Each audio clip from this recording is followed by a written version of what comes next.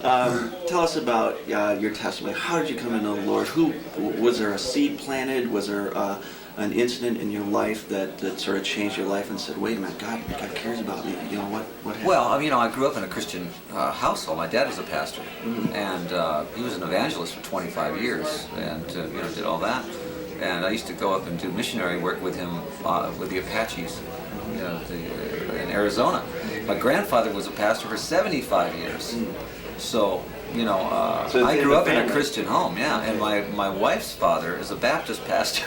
So I was like, we were PKs, preachers' kids, married each other. So I always refer to myself as the real prodigal son, because I went out and the Lord let me do everything. Maybe he didn't let me, but allowed it, and then just started reeling me back in, saying, okay, you've seen enough. Now let's bring you back to where you belong. And when you get out there and you realize that you've had every car, you've had every house, and then all that, you realize that that's not the answer.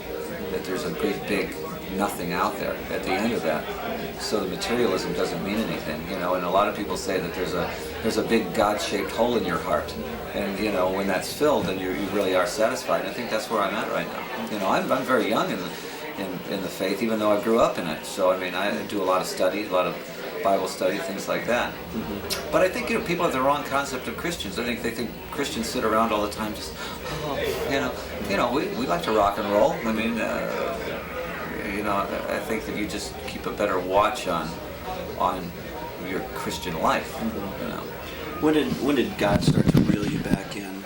When I stopped drinking, I drank for a long time. 13 years ago, I stopped drinking, and I started going back to church.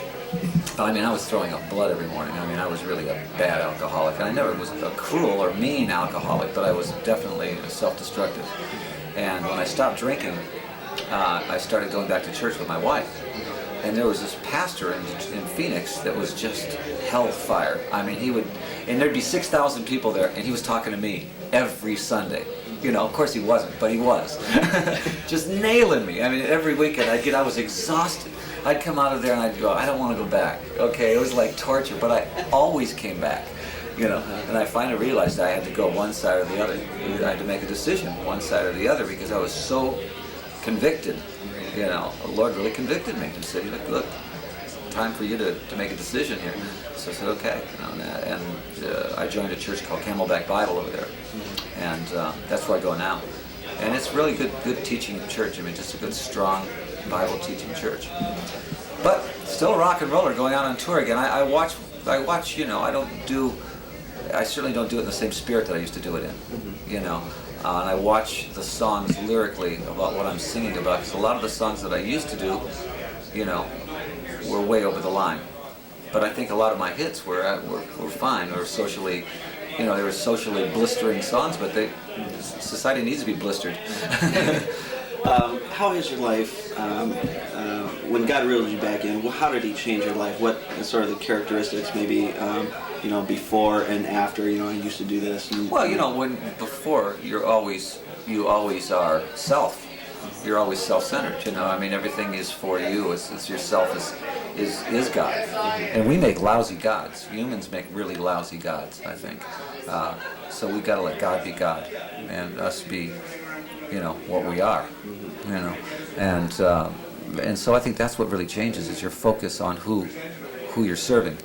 You're not serving you're serving Christ, As a child of God, what is your primary mission in life? Well, I think, like anything else, you try to be, God's chipping away at your life all the time to try to make you more like him. And that's what a Christian is a person that's being molded and shaped all their life.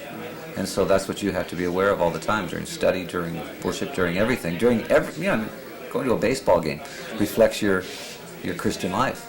How your attitude in playing golf, your attitude in everything you do. I think that the Lord expects you to do your best, in his name. It doesn't. I had a long struggle for a long time about, rock and roll. And I realize it's not really the music, it's what's being said with the music.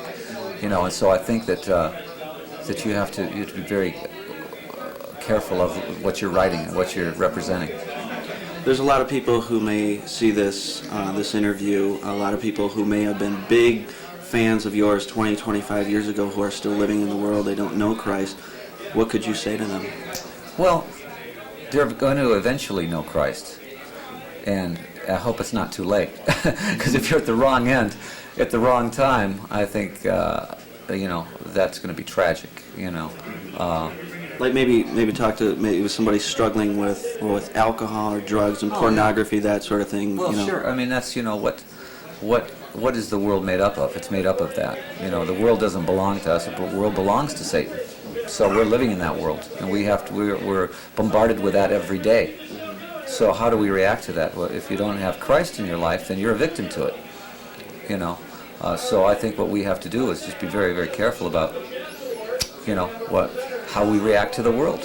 We have Christ in our life now, and we have to react to the world humbly. We have to react to the world in a teaching way, and at the same time be humble about it. Do you see yourself as a teacher of God's Word? Well, I think any Christian is. They have to be. That's part of it. You have to. Your life is a ministry. Your life is a testimony.